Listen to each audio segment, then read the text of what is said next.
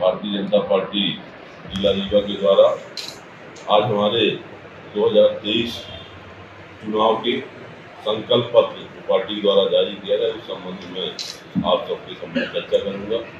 आप सभी का भारतीय जनता पार्टी कार्यालय अकलपुर में स्वागत है। भारतीय जनता पार्टी के माननीय राष्ट्रीय अध्यक्ष जगत प्रकाश नड्डा जी ने, हमारे प्रदेश के सचिव प्रदेश अध्यक्ष विपुल शर्मा जी, प्रदेश के सचिव मुख्यमंत्री शिवराज सिंह जी और हमारे चुनाव अभियान समिति के संयोजक नरेंद्र सिंह तोमर जी के द्वारा विगत 11 नवंबर को मध्य प्रदेश 2023 चुनाव के संबंध में भारतीय जनता पार्टी का संकल्प पत्र जारी किया गया। जिन संकल्प पत्रों में जैसा कि भारतीय जनता पार्टी वाले में आ जाता, हम कहते हैं जो हमने कहा वो हमने किया और जो हम कहेंगे वो आगे करेंगे। इस उद्देश्य के साथ भारतीय जनता पार्टी के द्वारा सितंबर के प्रथम सप्ताह में पूरे प्रदेश के सभी 230 विधानसभाओं में जन आशीर्वाद यात्राएं निकाली गई।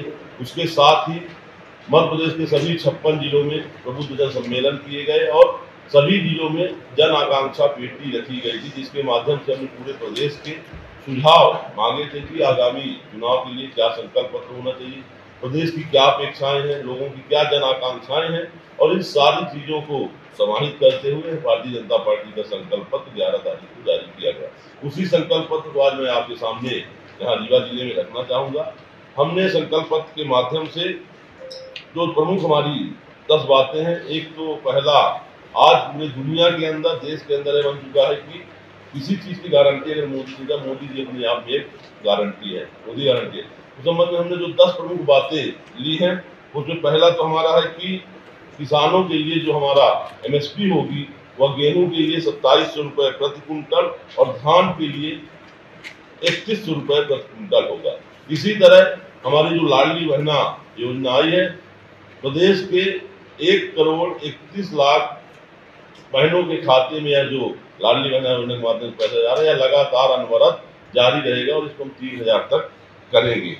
कोई भी परिवार, देश के अंदर प्रधानमंत्री जब 2014 में उन्होंने शपथ ली और उसके बाद उन्होंने घोषणा की कि हम देश के अंदर कोई भी गरीब बेघर नहीं रहेगा, कोई भी व्यक्ति और किसी भी जाति वर्ग समाज का हो वह बेघर नहीं होगा, सबके लिए पक्का मकान की व्यवस्था होगी। इसलिए प्रधानमंत्री आवास योजना और मुख्यमंत्री आवास योजना के तहत जिनको भी अभी तक मकान नहीं मिले हैं, आगे चलकर ऐसा कोई न बचे, इसके लिए सभी को मकान देने का काम किया जाएगा।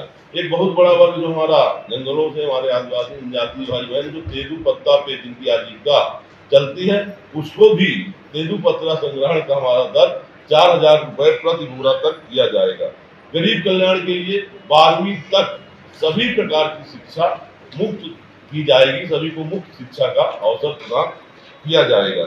इसके साथ ही प्रत्येक परिवार एक रोजगार, इस नारे के साथ मध्य प्रदेश के अंदर अगले 5 वर्षों में प्रत्येक घर से एक रोजगार देने का हमारा संकल्प है और कोई भी ऐसा परिवार नहीं होगा जिस घर में एक व्यक्ति को रोजगार न दिया जाए। रोजगार से आशय, जब हम रोजगार की बात करते हैं तो हमेशा उसको एज्यूम किया जाता है सरकारी नौकरी, सरकारी नौकरी भी होगी, उसके साथ ही उनको जीविकोपार्जन का साधन उपलब्ध हो, वह रोजगार खुद का व्यवसाय हो सकता है, प्राइवेट नौकरी हो सकती है, अन्य माध्यमों से उनको हम प्रत्येक परिवार में एक रोजगार देने का काम करेंगे। इस तरह भारतीय जनता पार्टी के द्वारा अगले 5 वर्षों में इस मध्य प्रदेश को समृद्ध और विकसित मध्य प्रदेश बनाने में कोई कसर नहीं छोड़ी जाएगी।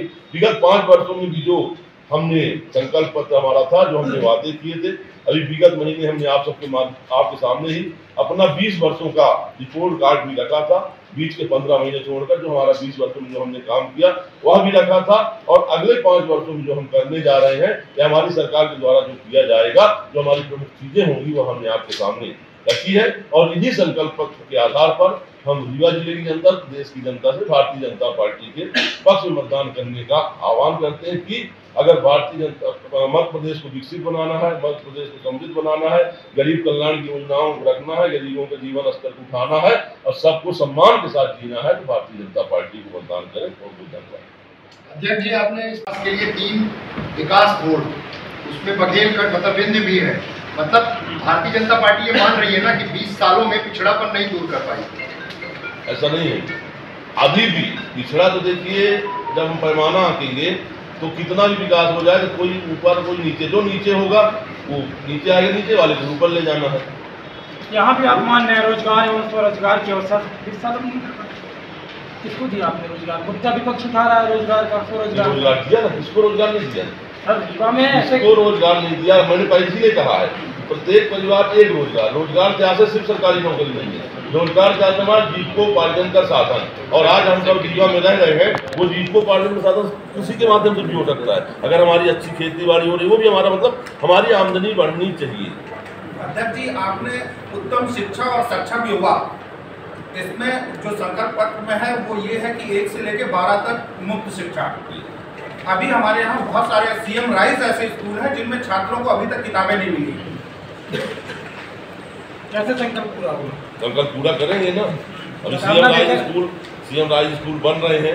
सीएम राइज स्कूलों की जो कल्पना है, जो हमारे कॉन्वेंट स्कूल थे उनकी तर्ज पर हमारे गरीब बच्चों के लिए विद्यालय भी होगा, उनको लेने जाने के लिए बस भी होंगी, उनको किताबें मुहैया कराई जाएंगी, अच्छे टीचर दिए जाएंगे और उसको माध्यम से हम उत्तम शिक्षा देने का प्रयास करेंगे।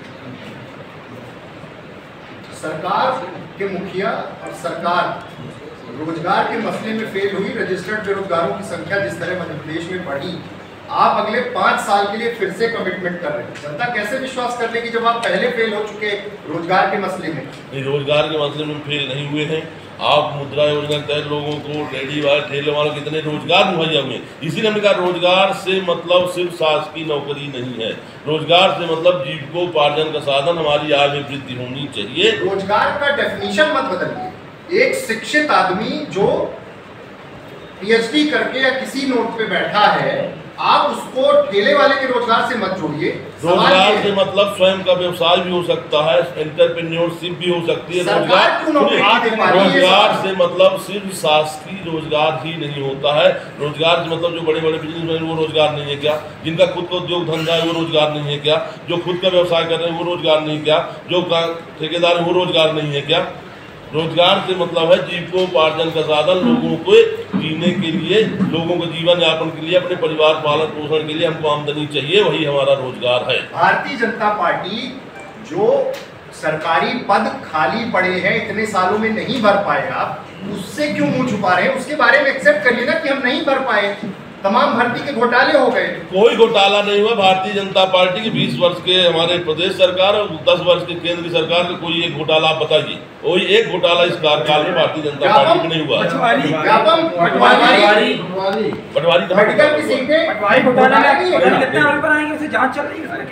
कोई घोटाला नहीं हुआ है।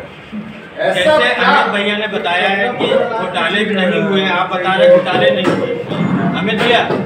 अमित भैया पूछ रहे कि घोटाले हुए, आप बोल रहे घोटाले नहीं हुए।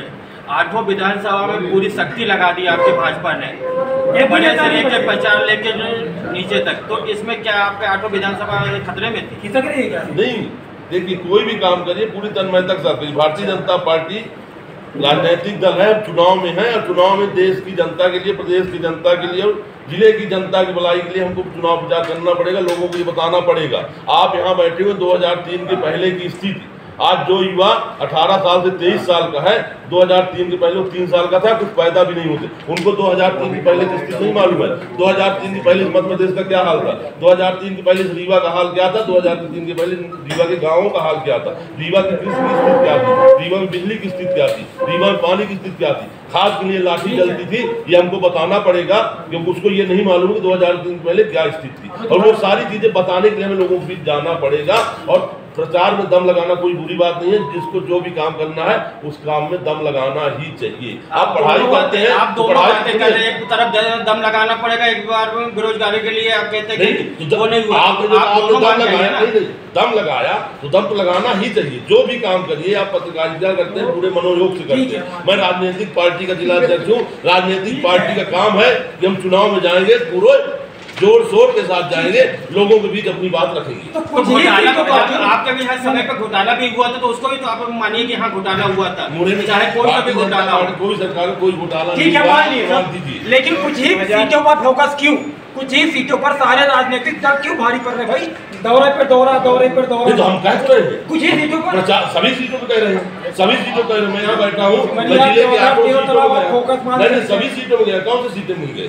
जब आपने इतना अच्छा काम किया है तो क्यों ये इतना तरह से दिखाना चाह रहे हैं? महोदय माननीय मुख्यमंत्री जी आए थे। अच्छा, अरे जब आपने अच्छा किया हनुमाना के अंदर माननीय मुख्यमंत्री जी आए थे, देवतर के अंदर मुख्यमंत्री जी आए थे, सिमरिया के अंदर मुख्यमंत्री जी आए थे, सिमरिया के अंदर नड्डा जी, अमित शाह, योगी जी, शिवराज रीवा के जी। अंदर मुख्यमंत्री जी आए थे, देवतलाव के अंदर अमित शाह जी आए थे। जब आपने इतना अच्छा काम किया तो क्यों इन लोगों को लेके आ जाना? कांग्रेस भी तो काम किया, कांग्रेस का तो एक ही बार हमारी आया पार्टी के वरिष्ठ नेता स्टार प्रचारक प्रचार तो करेंगे ही, नहीं क्या हम प्रचार न करें? अध्यक्ष जी, मतलब आप ये मत से मानते हैं कि हम बिल्कुल मानते हैं। एक सेकंड, हम बिल्कुल मानते हैं कि देश की जनता को, प्रदेश की जनता को, जिले की जनता को बताना पड़ेगा कि 2003 के पहले क्या था। बंटा ढाल है, क्या हमको उस दिशा में बढ़ना है या विकास के साथ चलना है? भैया अभी तक छात्रों को छात्रवृत्ति नहीं मिली है पिछले 2 सालों से।